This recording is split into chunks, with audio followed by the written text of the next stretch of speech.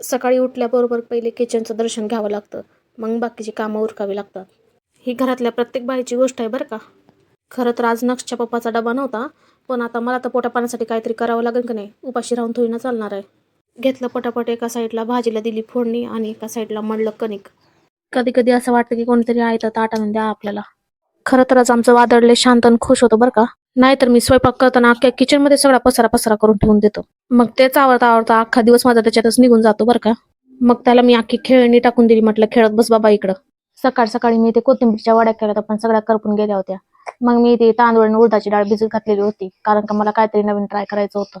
मी हे सगळं माझ्या नक्षसाठी करते, कारण का त्याला मी पौष्टिकच खाऊ घालत असते काही पण. मी हप्त्यातून दोनदा त्याला व्हेजिटेबल अप्पे बनवून देत असते. खरं तर बाहेरचं खाणं लहान मुलांना खूप धोक्याचं ठरलेलं आहे, कारण का आजकाल अटॅकचे प्रमाण खूप भरपूर प्रमाणात वाढलेले आहेत. नेक्स्ट व्हिडिओमध्ये मी तुम्हाला व्हेजिटेबल अप्पे कसे बनवायचे हे तुम्हाला पुढच्या व्हिडिओमध्ये दाखवणार आहे. तुम्ही नक्की बघा. आजच्या पुरती एवढंच होतं. बाय.